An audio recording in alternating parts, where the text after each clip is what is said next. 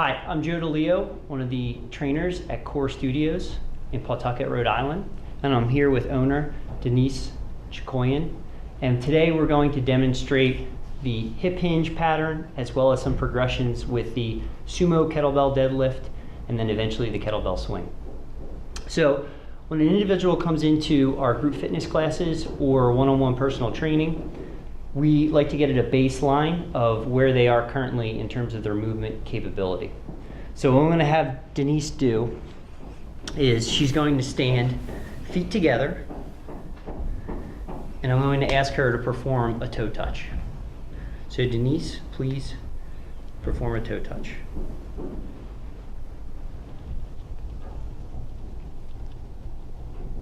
Okay, thank you. So you can see Denise is just about there. She's getting to about the shoelaces, all right? So just a touch short.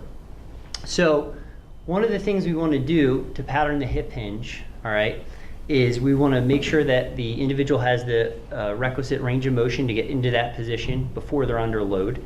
And then we also want to teach them to maintain a neutral spine as they're moving through load.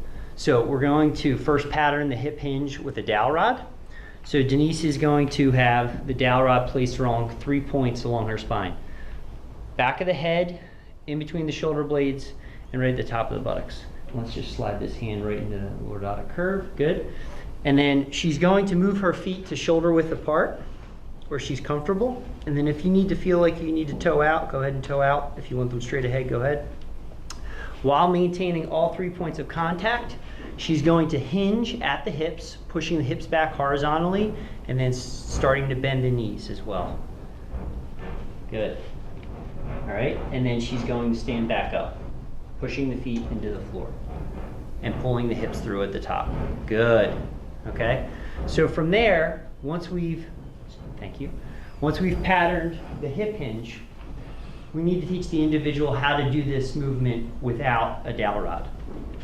So from here, I would have Denise or an individual do the McGill shortstop drill, okay? Made famous by Dr. Stuart McGill. So we're gonna have Denise stand on the mat.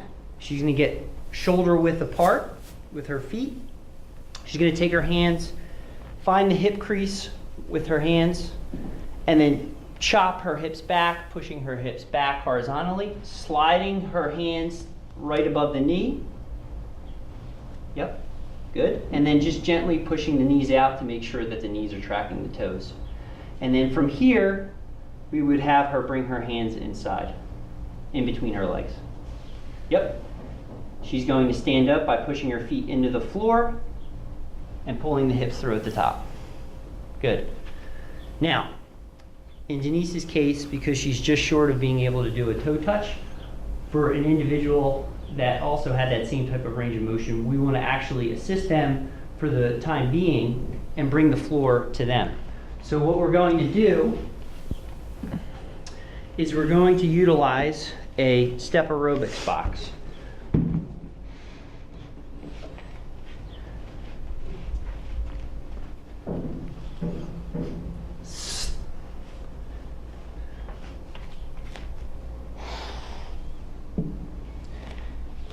So now we've raised the floor for this individual.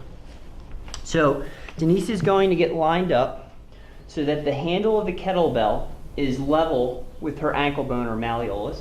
So just about another inch or two forward, that way. Excellent.